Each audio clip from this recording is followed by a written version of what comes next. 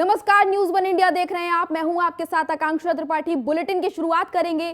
पीलीभीत दौरे पर से पहले सीएम योगी आदित्यनाथ ने विपक्षियों पर वार किया है। सीएम योगी आदित्यनाथ ने ट्वीट कर विपक्ष पर जमकर निशाना साधा है। उन्होंने कहा, श्री कृष्ण ने पीलीभीत में मुरली को मान्यता दी थी। 5000 साल पहले श्री कृष्ण ने मुरली को मान्यता दी थी। पिछली सरकारों ने इस मुरली को भुला दिया था। ये सीएम योगी आदित्यनाथ ने ट्वीट कर कहा है। बीजेपी सरकार ने फिर से बांसुरी का निर्माण को प्रोत्साहन दिया है। बांसुरी को बीजेपी ने वैश्विक बाजार में स्थान दिलाया है। तो सीएम योगी आदित्यनाथ ने ट्वीट कर विपक्ष पर निशाना साधा है और उन्होंने ये सभी बातें ट्वीट कर लिखी हैं। अब आपको बता दें कि उन्होंने ट्वीट कर क्या लिखा। उन्होंने कहा कि भगवान श्री कृष्ण ने तो 5000 साल पहले ही पीलीभीत की मुरली को मान्यता प्रदान कर दी थी, लेकिन विपक्षी सरकारों ने इस मुरली को भुला दिया था। भाजपा सरकार के द्वारा इस पीलीभीत में न सिर्फ बांसुरी निर्माण को प्रोत्साहित किया गया, बल्कि इसे वैश्विक बाजार में स्थान भी दिलाया गया। तो सीएम योगी आदित्यनाथ ने ट्वीट कर ये बात कही है। उन्होंने कहा कि 5 साल पहले ही कृष्ण ने मुरली को मान्यता दी थी, लेकिन जो पिछली सरकारें थीं उन्होंने मुरली को भुला दिया था। तो सीएम योगी आदित्यनाथ का ये ट्विटर पर उन्होंने विपक्ष पर निशाना साधा है। मुरली को लेकर उन्होंने एक बार फिर से विपक्ष को घेरा है। श्री कृष्ण के नाम पर एक बार फिर से ये ट्वीट। तो आपको बता दें कि पीलीभीत के दौरे से पहले सीएम योगी आदित्यनाथ ने ट्वीट के जरिए विपक्ष पर निशाना साधा है और ये ट्वीट उन्होंने करते हुए कहा कि श्री कृष्ण को पुरानी सरकार जो थी उन्होंने भुला दिया है और 5000 साल पहले ही कृष्ण ने मुरली को मान्यता दी थी, लेकिन पिछली सरकारों ने इस मुरली को भुला दिया था।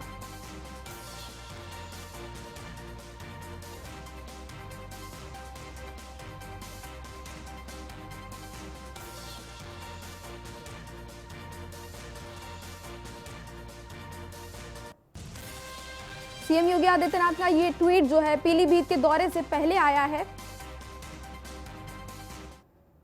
यूपी में चौथे चरण के प्रचार मेंस में जुटे जो दिग्गज हैं वो जुट गए हैं और इसको लेकर लखनऊ एयरपोर्ट पर पहुंचेंगे कई बड़े नेता। 32 हेलीकॉप्टर और चार्टर प्लेन की पार्किंग के लिए व्यवस्था की गई है। आपको बता दें कि अमौसी एयरपोर्ट पर पूरी व्यवस्था वो की गई है। प्रधानमंत्री मोदी, अमित शाह, राजनाथ सिंह समेत कई बड़े नेता यहां पहुंचेंगे। अमौसी एयरपोर्ट के एटीसी को वीआईपी मूवमेंट का नोटिफिकेशन वो मिल गया है। चार्टर प्लेन के लिए बनाई गई नॉन स्टैंड पार्किंग यहां पर और एक समय में 10 से ज्यादा हेलीकॉप्टर चार्टर प्लेनों की यहां पर पार्किंग होगी और ये पूरा वीआईपी मूवमेंट है, इसको लेकर नोटिफिकेशन मिल गया है। और इसी खबर पर हमारे साथ ज्यादा अपडेट के साथ हमारे संवाददाता एसके वाजपेयी जुड़ गए हैं। इसके ये वीआईपी मूवमेंट को लेकर नोटिफिकेशन मिल चुका है अमौसी एयरपोर्ट पर।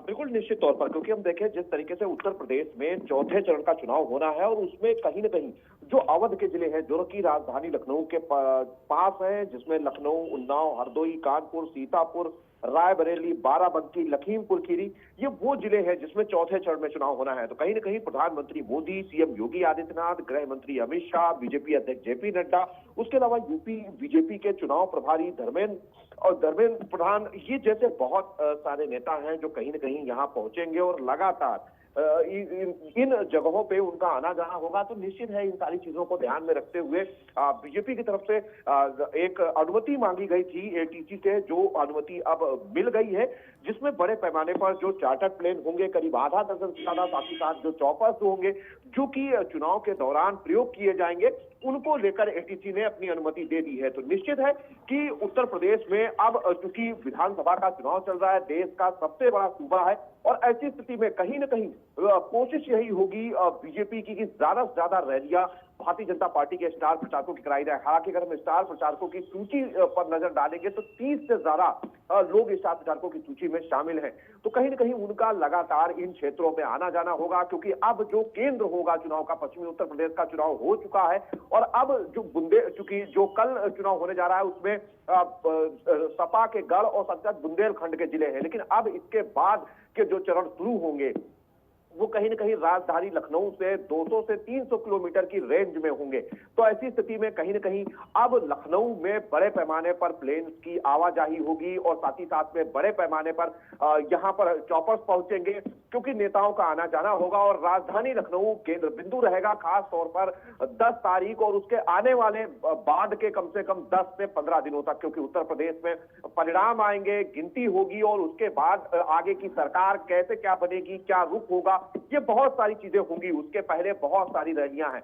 तो निश्चित है कहीं न कहीं बीजेपी की तरफ से जो अनुमति मांगी गई थी वो मिल गई है और अब लगातार इन प्लेन्स का आना जाना लखनऊ एयरपोर्ट पर शुरू होगा, जिसको लेकर अनुमति दी जा चुकी है। जी, इसके ये जो वीआईपी मूवमेंट होगा, इसको लेकर सुरक्षा को भी जो है इंतजाम उसके बहुत कड़े किए गए होंगे, तो किस तरह के इंतजाम किए गए हैं? क्योंकि लगातार जो वीआईपी मूवमेंट है वो अब होगा और यहाँ पर बड़े बड़े बीजेपी के नेता आएंगे, तो उसको लेकर अलग से विशेष इंतजाम किए गए होंगे, तो वो किस तरह से हैं? बिल्कुल निश्चित तौर पर, क्योंकि सुरक्षा को लेकर भी व्यापक इंतजाम है। जहां तक सीएम योगी आदित्यनाथ का सवाल है, जेड प्लस सिक्योरिटी उनके पास है, प्रधानमंत्री मोदी के पास एसपीजी है, गृह मंत्री जब आएंगे तो उनके पास भी जेड प्लस सिक्योरिटी है, तो और रक्षा मंत्री राजनाथ सिंह होंगे। तो ये बड़े लोग हैं जिनकी सिक्योरिटी को लेकर भी पूरी तरीके से व्यवस्था चाक चौबंद की गई है, चाहे वो पुलिस के तौर पर हो या फिर जो पैरामिलिट्री फोर्सेस उत्तर प्रदेश में लगाए जाएंगे इन चुनावों के दौरान, उनकी व्यवस्था हो वो पूरी की गई है। चलिए, इसके तमाम जानकारी के लिए बहुत बहुत धन्यवाद आपका।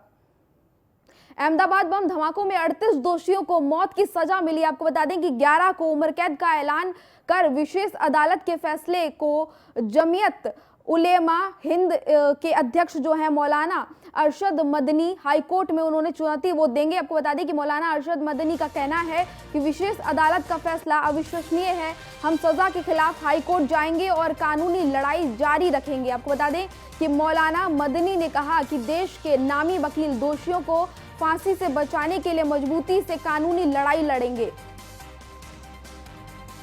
तो सजा के खिलाफ उन्होंने कहा है कि वो आगे जाएंगे और इस लड़ाई को लगातार वो जारी रखेंगे, हाई कोर्ट भी जाएंगे और लड़ाई जो है वो लगातार उनकी जारी रहेगी और वो पूरी कोशिश करेंगे इसको लेकर।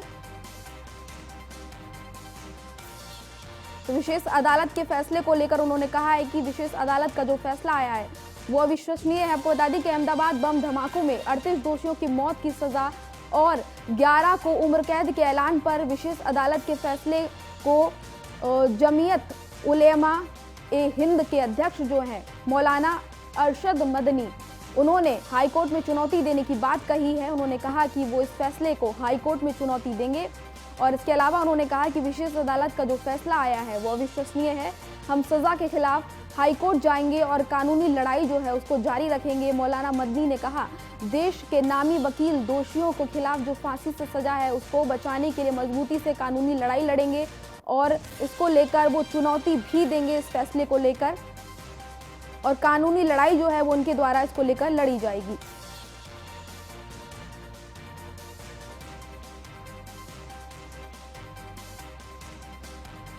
ये सन 2008 में जो बम ब्लास्ट हुए थे उसके नतीजे में इन लोगों के ऊपर इल्ज़ाम लगा था, जिस तरह से कि इल्ज़ाम बराबर मुसलमानों के ख़िलाफ़ लगते रहे हैं और जमीयत उलमा इन हालात के अंदर इनके केस को लड़ रही थी, इसलिए कि इस तरह के लोग बिल्कुल बेयार मददगार होते हैं, कोई उनकी मदद नहीं कर पाता है। इसी तरीके पर हम ये भी समझ रहे हैं कि इनके अंदर भी जमीयत उलमा इंशाअल्लाह आखिरी हद तक केस को लड़ती रहेगी और जो भी खिदमत की जा सकती है और जिस तरह बड़े से बड़े वकीलों की खिदमत हाई कोर्ट में और सुप्रीम कोर्ट में ली जा सकती है ली जाएगी। और हमें ये तवक्को है कि जिस तरह हमें सुप्रीम कोर्ट से बड़ी बड़ी मददें मिलती रही हैं और अक्षरधाम मंदिर के सिलसिले में हमें मदद मिली है, इसी तरीके पर इंशाअल्लाह इन मज़लूमीन के सिलसिले के अंदर भी हमें मदद मिलेगी और अल्लाह चाहेगा तो ये बाइज़्ज़त बरी होगी। हाँ, ये सन 2008 तो दोषियों को बचाने के लिए ये बड़ा बयान उन्होंने दिया है अरशद मदनी ने। आपको बता दें कि अहमदाबाद ब्लास्ट केस के फैसले को चुनौती देने की उन्होंने बात कही है और इसी खबर पर हमारे साथ हमारे संवाददाता एसके बाजपेयी लखनऊ से जुड़ गए हैं और मनोज मिश्रा सहारनपुर से जुड़ गए हैं। उनका रुख करेंगे। सबसे पहले एसके का रुख करेंगे। एसके, पूरा मामला क्या है, आप थोड़ा विस्तार से बताइए। बिल्कुल, अगर हम देखें तो ये इनकाउंटर्स हुए थे जिसके बाद पूरे मामले को लेकर AIMPL कोर्ट गया था। हालांकि इस पूरे मामले में गुजरात कोर्ट की तरफ से 38 लोगों को दोषी माना गया है, जिनको फांसी की सजा दी गई है और इसको लेकर उत्तर प्रदेश सरकार की तरफ से भी बयान जारी किया गया था। चूंकि इसमें एक आरोपी जो है वो आजमगढ़ का है, जिसको लेकर मुख्यमंत्री योगी आदित्यनाथ ने भी अपनी रैली में हमले बोले थे और समाजवादी पार्टी को घेरने की कोशिश की थी। हालांकि पूरे मामले को लेकर जो बचाव पक्ष है उसका कहना है कि वो आगे जो हायर कोर्ट है उसमें इस पूरे मामले को लेकर अपील करेगा और कहीं ना कहीं उन सारी चीजों को बताने की कोशिश होगी कि क्या पूरा प्रकरण था और कैसे ये पूरी घटना हुई थी। कहीं ना कहीं इन सारी चीजों को बताने की कोशिश होगी और उनका यह भी कहना है कि ये निर्दोष लोग हैं और इनको गलत तरीके से फंसाया गया है। हालांकि पूरा मामला कोर्ट ने सुनवाई की है, एक लंबा वक्त इस पूरी सुनवाई में बीता है, जिसके बाद कोर्ट ने इस मामले में 38 लोगों को सजा सुनाई है। लेकिन अब बावजूद इसके जो बचाव पक्ष है कहीं ना कहीं वो इस पर अपनी आगे की अपील करने की बात कह रहा है। हालांकि पूरे मामले को पॉलिटिसाइज भी किया गया है। बीजेपी लगातार इन सारी चीजों को लेकर समाजवादी पार्टी पर हमलावर है, क्योंकि जो उसमें से एक आरोपी है उसका पिता समाजवादी पार्टी का कार्यकर्ता रहा है। अब देखना यह है कि इस पूरे मामले को लेकर सपा की तरफ से क्या पक्ष रखा जाता है। हालांकि सपा ने अभी इस पूरे मामले पर अपना पक्ष नहीं रखा है, क्योंकि उत्तर प्रदेश में चुनाव चल रहे हैं और ऐसे समय में जब इस मामले में सजा हुई है तो कहीं ना कहीं इसका असर उत्तर प्रदेश के चुनावों पर भी पड़ना लाजमी है। अब देखना यह है कि अब आगे का क्या रुख दोनों तरफ से पार्टियों का होता है। और चलिए इसके एक बार मनोज का भी रुख कर लेते हैं। मनोज भी हमारे साथ जुड़े हुए हैं। मनोज, आपको क्या अपडेट मिल पा रही है? सजा के खिलाफ मौलाना साहब कह रहे हैं कि वो हाई कोर्ट जाएंगे। जी, मौलाना साहब से कल शाम रात बात हुई, उनका कहना है कि हम इस सजा के खिलाफ हाई कोर्ट में अपील करेंगे ताकि जो भी बेस्ट हो सके इन लोगों के लिए वो किया जाएगा। उन्होंने अक्षरधाम मंदिर में जब आतंकी हमला हुआ था उसका भी हवाला देते हुए बताया कि निचली अदालत ने उस समय 3 लोगों को फांसी की सजा सुनाई थी, लेकिन हम जब उसके खिलाफ हाई कोर्ट गए, उच्च न्यायालय गए और उन्हें न्यायालय ने बाइज्जत बरी कर दिया। जी चलिए, तो आप दोनों का तमाम जानकारी के लिए बहुत बहुत धन्यवाद। अब खबरों में आगे बढ़ेंगे। आपको बता दें कि अगली खबर पीलीभीत से है। पीलीभीत में चौथे चरण में मतदान होना है, जिसको लेकर बीजेपी के जो बड़े नेता हैं, जो बड़े योद्धा हैं, वो मैदान में प्रचार कर रहे हैं। चुनावी प्रचार में बड़े योद्धा जुट गए हैं। पीलीभीत में केंद्रीय राज्य मंत्री BL वर्मा ने 3 बार इस सीट पर जनसभा की है और बरखेड़ा विधानसभा में भारतीय जनता पार्टी के प्रत्याशी के समर्थन में BL वर्मा ने जनसभा को संबोधित करते हुए कहा कि बीजेपी सरकार ने भ्रष्टाचार और गुंडाराज को खत्म किया है, जो अब तक किसी भी सरकार में नहीं हुआ। साथ ही उन्होंने कहा कि आज माफिया जेल में है और महिलाएं सुरक्षित हैं।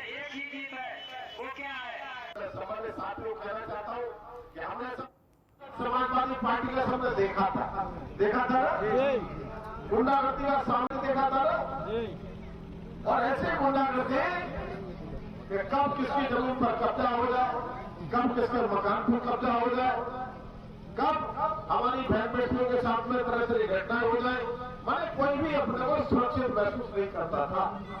तब आपने हमने मिलकर के 2017 के चुनाव में कहा था न गुंडाराज न भ्रष्टाचार, आपकी बात भाजपा सरकार। तो जनता ने माना था कि नहीं? जनता ने कहा बिल्कुल सही कह रहे हैं, ना को गुंडाराज चाहिए न भ्रष्टाचार चाहिए। समाजवादी पार्टी का सबने देखा था गुंडागर्दी का साम्राज्य देखा था और ऐसे गुंडागर्दी। आगे बढ़ेंगे। अयोध्या की गोसाईगंज से सपा प्रत्याशी अवध सिंह गिरफ्तार हो गए। आपको बता दें कि सपा प्रत्याशी अवध सिंह पर फायरिंग का आरोप है। बीजेपी प्रत्याशी खब्बू तिवारी की पत्नी ने उन पर यह आरोप लगाया है। दोनों पक्षों ने एक दूसरे पर फायरिंग और पथराव का आरोप लगाया है और इस मामले में सपा प्रत्याशी की गिरफ्तारी हो गई है। अवध सिंह को पुलिस ने गिरफ्तार किया है। बीजेपी प्रत्याशी जो हैं खब्बू तिवारी, उनकी पत्नी ने उन पर आरोप लगाया है और आपको बता दें कि दोनों पक्षों ने एक दूसरे पर आरोप लगाया फायरिंग और पथराव का। इस मामले में पुलिस ने अवध सिंह को गिरफ्तार कर लिया है। अयोध्या का ये पूरा मामला है गोसाईगंज का और ये वीडियोस भी आप देख पा रहे हैं, जहां पर साफ दिखाई दे रहा है कि 2 पक्ष आपस में भिड़े हुए हैं, मारपीट हो रही है 2 पक्षों में और इस मामले में सपा प्रत्याशी को पुलिस ने गिरफ्तार कर लिया है। और बीजेपी और सपा के जो प्रत्याशी हैं दोनों आपस में भिड़ गए और इसके बाद ये पूरा विवाद दोनों पक्षों ने एक दूसरे पर इस विवाद में आरोप लगाया है कि दोनों पक्षों की तरफ से फायरिंग और पथराव इस मामले में किया गया। गोसाईगंज से सपा प्रत्याशी हैं अभय सिंह, जिनको पुलिस ने गिरफ्तार कर लिया है। इस मामले में कार्रवाई करते हुए अयोध्या दो पार्टी के एक पार्टी के प्रत्याशी और उनके समर्थक और दूसरी पार्टी के समर्थक की गाड़ियां आगे आमने सामने हुई थी। इसमें दोनों पक्षों का आरोप है एक दूसरे के प्रति कि पत्थरबाजी और फायरिंग की। दोनों पक्षों से किसी को किसी तरह की फायर आर्म इंजरी नहीं है। दोनों पक्षों द्वारा बताया गया है कि मामूली चोट एक एक दो लोगों को दोनों पक्षों से है, किसी को वैसी जाहिरा चोट नहीं है। मीडिया में तमाम जगह बहुत सारी चीज़ें भ्रामक इसमें फैलाई जा रही हैं।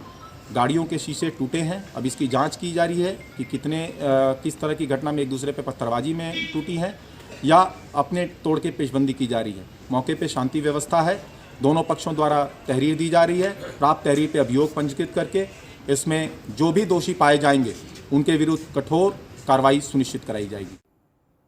झांसी में विधानसभा चुनाव की तैयारियां जो हैं वो जोरों पर हैं। प्रचार के दौरान दो पार्टी के कार्यकर्ताओं में लेकिन झड़प हो गई और एक पार्टी के कार्यकर्ताओं का आरोप है कि दूसरी पार्टी के लोग अवैध रूप में शराब बांट रहे थे, जिसका विरोध करने पर ये पूरा बवाल हुआ है। घटना की सूचना मिलने पर मौके पर पहुंची पुलिस ने मामले की जांच कर और पड़ताल कर जो मामला है उसको जांचना शुरू कर दिया है। पुलिस जगह जगह चेकिंग अभियान चला रही है ताकि मामले के बारे में जानकारी मिल पाए और पुलिस लगातार जानकारी जुटाने में जुटी हुई है।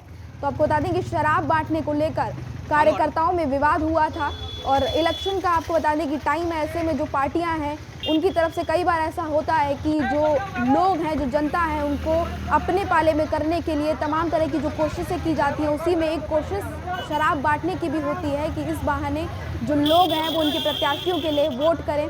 तो इसी को लेकर ये विवाद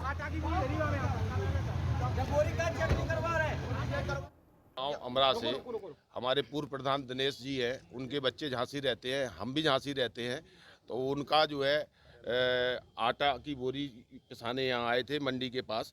वहाँ से हम लोग आ रहे थे तो अरविंद जी हमारे मित्र हैं, वो मिल गए। उन्होंने बोला कि हमको थोड़ा बस स्टैंड तक छोड़ देना। तो उनकी सफारी गाड़ी में हम तीनों लोग आ रहे थे। तो यहाँ जवाहर राजपूत जी का वो लड़का है, क्या नाम उनका, राहुल राजपूत, उसने आड़ी सफारी लगा के हम लोगों को खींच लिया। उनके साथ और 8-10 लोग थे।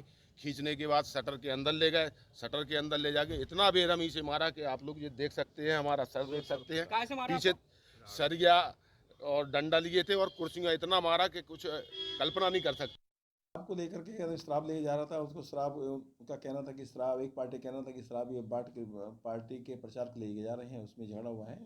और इस मामले में तहरीर हमें प्राप्त हुई दोनों तरफ से, उसमें मुकदमा लिखा जा रहा है और मुकदमा लिखा जो भी सही बात है, सही तथ्यों के आधार पर, सही साक्ष्य के आधार पर कार्रवाई की जाएगी। इसमें कितने लोगों की मारपीट हुई है अभी जानकारी तहरीर मिल रही है अभी, और जैसे मिलेगी तहरीर हम लोग कार्रवाई करेंगे। उसमें निष्पक्ष कार्रवाई होगी। अभी तहरीर एक पक्ष की आ गई है, दूसरे पक्ष अभी नहीं आए हैं जो क्या कहते हैं, और उसमें जो भी साक्ष्य होगा, तथ्य होंगे, उस पर कार्रवाई करेंगे।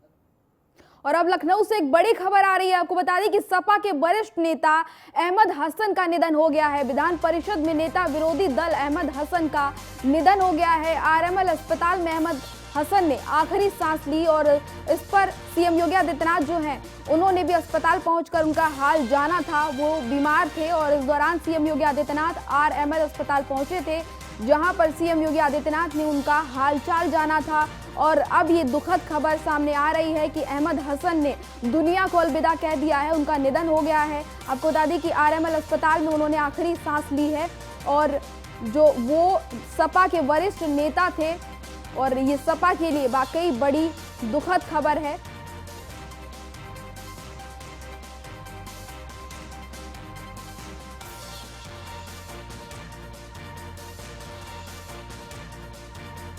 तो आपको बता दें कि आरएमएल अस्पताल में उन्होंने आखिरी सांस ली है।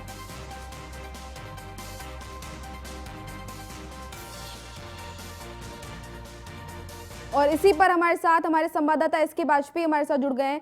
एसके, सपा के लिए वाकई बड़ी दुखद खबर है। बड़े नेता थे और आज उन्होंने दुनिया को अलविदा कह दिया है। क्या दिक्कत थी, किस वजह से ये हुआ?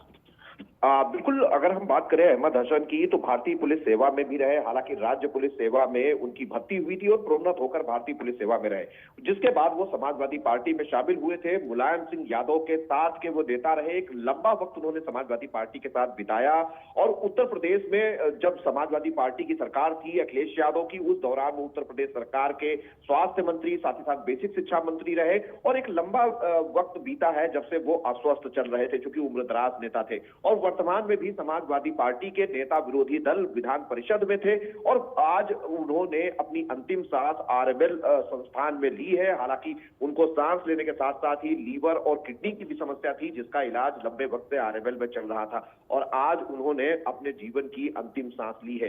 तो निश्चित है कि समाजवादी पार्टी को एक बड़े नेता का नुकसान जरूर हुआ है, क्योंकि एक बड़े नेता के तौर पर वो जाने जाते थे, जहां उत्तर प्रदेश सरकार में कई कैबिनेट मंत्री के पद पर भी रहे, मुलायम सरकार में भी रहे, अखिलेश सरकार में भी रहे और वर्तमान में नेता विरोधी दल के तौर पर भी विधान परिषद में अपनी भूमिका निभा रहे थे। हालांकि आज उनके निधन से कहीं न कहीं समाजवादी पार्टी ने एक बड़ा नेता जरूर खो दिया है। जी, इसके उनके निधन को लेकर समाजवादी पार्टी की तरफ से कोई प्रक्रिया सामने आई है? बिल्कुल, जो समाजवादी पार्टी के स्थानीय नेता हैं उनकी तरफ से ये कहा गया है कि कहीं न कहीं समाजवादी पार्टी के लिए एक बड़ी क्षति है, क्योंकि कहीं न कहीं एक बड़े नेता के तौर पर, एक विचारक के तौर पर समाजवादी पार्टी में संरक्षक के तौर पर वो जाने जाते थे। मुलायम सिंह यादव के साथ रहे और एक लंबा वक्त उन्होंने सपा के साथ बिताया था और ऐसी स्थिति में कहीं न कहीं ऐसे समय पे ऐसे नेता का साथ छोड़ना जरूर पार्टी के लिए बड़ी क्षति है। जी, चलिए, तमाम जानकारी के लिए बहुत बहुत धन्यवाद आपका।